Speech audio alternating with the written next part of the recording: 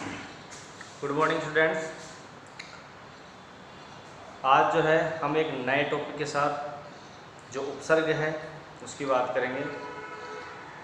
आप सभी जो उपसर्ग संबंधित आपने पहले भी 6th क्लास से आप पढ़ते आए होंगे। ये जो है टॉपिक उपसर्ग 6th, 7th, 8th, 9th और 10th सभी कक्षाओं के लिए समान रूप से उपयोगी है। हिंदी के अंदर तो कई प्रकार के उपसर्ग होते हैं, देशज, विदेशज, तत्सम, तद्भवज, कई प्रकार के जो उपसर्ग होते हैं। बाकी संस्कृत के अंदर आपको क्या है, सबसे बढ़िया बात यह है कि उपसर्ग जो है वो बिल्कुल फिक्स है, जो कि 22 उपसर्ग होते हैं। देखिएगा इस प्रकार से यहाँ दे रखा है प्र, परा, अप, सम, अनु, औ, निस, निर, दुस, दुर, वि, आम, नि, अधि, अपि, अति, सु, उत, अभि, प्रति, परि, उप। ये जो है 22 उपसर्ग दे रखे हैं। अब देखिएगा सबसे पहले अपन बात करते हैं उपसर्ग की। उपसर्ग में कौन सा उपसर्ग है? उपसर्ग में कौन सा उपसर्ग है? तो उपसर्ग के अंदर जो है उप उपसर्ग है। तो देखिएगा उपसर्ग का जो है इसका पोस्टमार्टम करेंगे अपन। उप प्लस सृज धातु निर्माण करना इसका, और घय का अशेष रहता है, इससे मिलकर के उपसर्ग शब्द बना है। इसके अंदर आप लिख सकते हो कि जो उपसर्ग शब्द है, ठीक है, ये उपसर्ग सृज धातु और घय प्रत्यय से मिलकर बना है, ठीक है। अब इसके अंदर क्या है, इंग्लिश में उपसर्ग को क्या कहते हैं? प्रीफिक्स, सफिक्स यानी प्रत्यय, और प्रीफिक्स यानी तो क्या होता है? उपसर्ग, ठीक है। अब इसके अंदर उपसर्ग है सृज धातु है, घय प्रत्यय से मिलकर जो उपसर्ग शब्द बना है। संस्कृत में देखिएगा फिक्स है बिल्कुल। संस्कृत में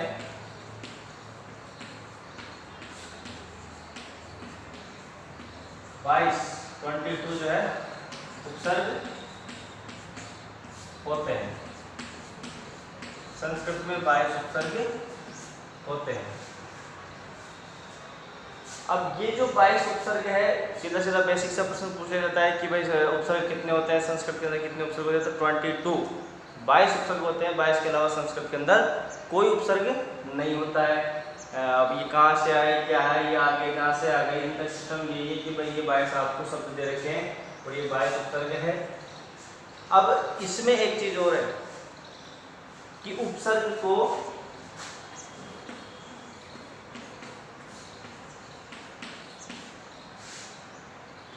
अव्यय निपात बोल सकते हैं, अव्यय भी कहते हैं। उपसर्ग क्या कहते हैं? अव्यय भी कहते हैं। अव्यय क्यों कहते हैं? जब तक उपसर्ग अकेला है, उसके साथ में कुछ भी नहीं है, तो वो उपसर्ग क्या है? अव्यय है। अब अव्यय क्या होता है? कई बच्चों के प्रश्न मन में जो है प्रश्न आ रहा होगा। अव्यय न व्यतीत अव्ययम, जिसको खर्च ना किया जा सके, जिसके किसी रूप में, पुरुष में, वचन में, विभक्ति में, किसी में भी उसका परिवर्तन नहीं किया जा सके, वह अव्यय रूप होते हैं। जैसे अपन राम शब्द को क्या करते हैं? राम है, रामो, रामः, परिवर्तन हो गया। एक वचन में राम है, द्विवचन में रामो, बहुवचन में रामः, और प्रथमा विभक्ति, द्वितीय विभक्ति, तो मतलब वचन में, विभक्ति में, रूप में क्या होता है? परिवर्तन। मतलब राम क्या है? अव्यय नहीं है। लेकिन ये जो शब्द है, और इसके अलावा भी कुछ और शब्द होते हैं, सने सने, कई उपसर्ग। जब अपन अव्यय वाला मैटर देखेंगे, अव्यय की जो क्लास लगेगी, उसके अंदर हम लोग जो है अव्यय संबंधी बात करेंगे। अव्यय का मतलब यही है कि अव्यय के किसी भी रूप में परिवर्तन नहीं होता है, वो वैसा का वैसा यथावत रहता है। अब बात करते हैं यहाँ पर किस को अव्यय को उपसर्ग को अव्यय क्यों कहते हैं।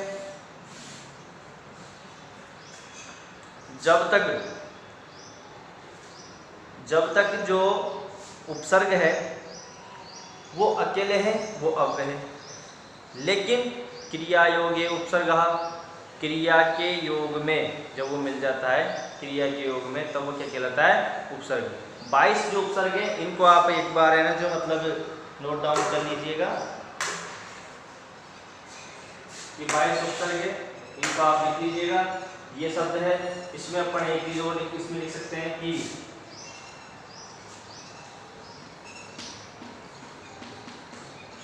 उपसर्गाः क्रिया योग। अब इसको ही मैं आपको समझाता हूं कि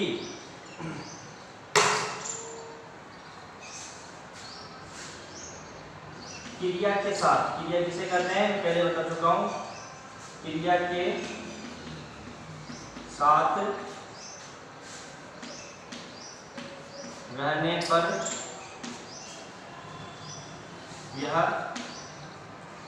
उपसर्ग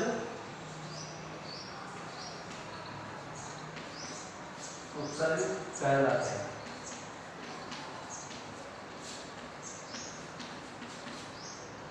क्रिया के साथ रहने पर, क्रिया के साथ या क्रिया के योग में रहने पर क्या कहलाते हैं उपसर्ग, है ना। क्रिया योग उपसर्ग। अच्छा क्रिया क्या होती है धातु वर्ब में बात कर रहा हूं यहाँ पर धातु रूप की, जब पठ धातु, लिख धातु, गच्छ धातु। लेकिन अगर वहां पर शब्द रूप आ जाता है, शब्द रूप मतलब राम शब्द, मोहन, हरि, पितृ, नदी, जैसे शब्द रूप आ जाते हैं तो वो जो है शब्द वो उपसर्ग नहीं है। तो यहाँ पर देखिएगा क्रिया के साथ रहने पर यह उपसर्ग कहते हैं कि उपसर्ग क्रिया योग्य। और अलग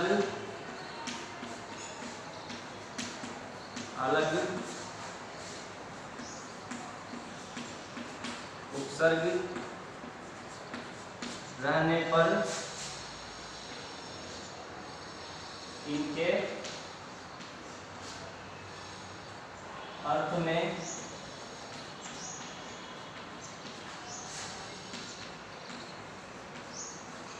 परिवर्तन हो जाता है।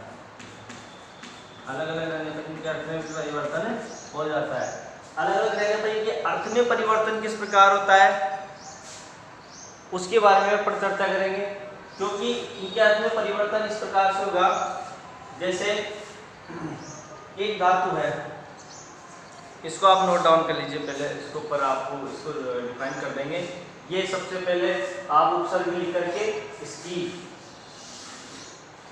जो है ये कर देना, ये उपसर्ग ये शब्द लिख देना। इसके बाद में ये लिख करके और 22 जो उपसर्ग है एक से लेकर के ये जो 22 उपसर्ग है कंप्लीट, इन 22 उपसर्गों को आप नोट डाउन कर लीजिए।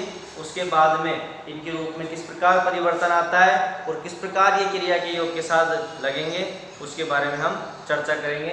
इनको आप स्क्रीनशॉट ले लीजिए या नोट डाउन कर लीजिए।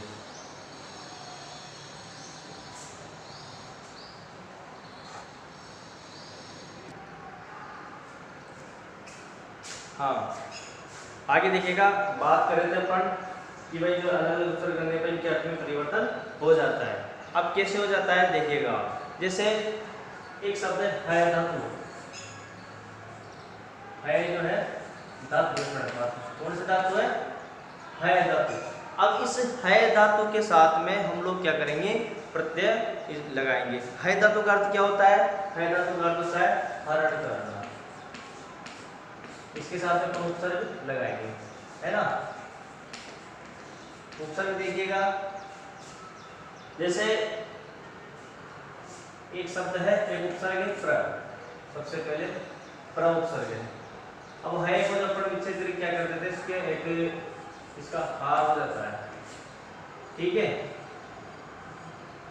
के अंदर जो है क्या हो जाता है, इसका जब अपन इसको है को विस्तृत करते हैं तो हार शब्द हो जाता है। तो प्र प्लस हार, तो क्या हो जाएगा प्रहार। हार में है धातु, प्रहरण। तो प्रहार का अर्थ क्या होता है? आक्रमण करना, आघात करना। ठीक है, तो यहां पर लिख दो आघात करना। अब बात करें अपन, ये जो आंग है इसमें उपसर्ग क्या बचता है? ये ग का तो क्या हो जाता है? लोप हो जाता है और आ शेष रहता है। ठीक है, तो आ उपसर्ग, आंग उपसर्ग में आ लिखेंगे और हार, आहार क्या हो जाएगा? आहार। आहार यानी भोजन करना, भोजन करना। नंबर 3 अपने पास में बी उपसर्ग है और हार, विहार। विहार यानी घूमना, जानते हो आप अच्छे से। एक शब्द आता है अपने परिशब्द, परि उपसर्ग है। ठीक है, एक परि उपसर्ग हार, परिहार, परिहार। तो परिहार क्या हो जाएगा? त्यागना। क्या हो जाएगा? त्यागना। ठीक है, मतलब इसके अंदर जो है प्रहार, प्रप्रसार है ना, इसके अंदर क्या हो जाता है जो है सब क्या अलग अलग। और परिहार, परिहार यानी त्यागना, ये अपने कह सकते हैं निराकरण करना, है ना। तो दोनों इसके अर्थ होते हैं।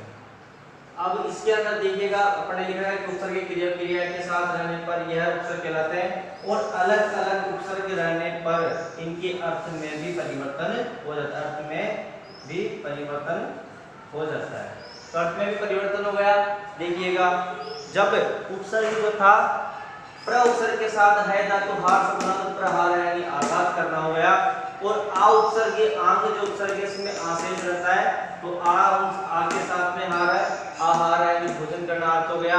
और वी के साथ जुड़ा तो विहार घूमना अर्थ हो गया। और परि प्लस आहार के साथ परिहार है त्यागना या निराकरण करना, इसका जो है उपसर्ग ये जो है अर्थ हो गया। मतलब शब्द धातु रूप एक ही है, धातु जो है क्रिया जो है वर्ब जो है वो एक ही है, और उपसर्ग अलग अलग लगने पर इनके अर्थ में भी क्या हो गया है?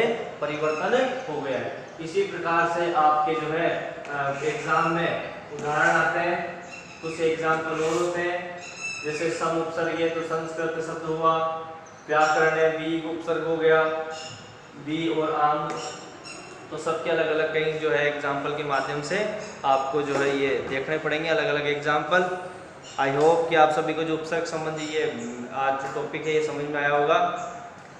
अब इससे संबंधित जो उदाहरण है वो आप लोगों को घर पर टेक्स्ट बुक में से देखने हैं। ठीक है, आगे हम जो है नेक्स्ट क्लास में एक नए टॉपिक के साथ चर्चा करेंगे। आप इस वीडियो को लाइक करें, शेयर करें और चैनल को सब्सक्राइब करें, जिससे इसे अधिक से अधिक लोगों तक पहुंचाया जा सके। Thank you.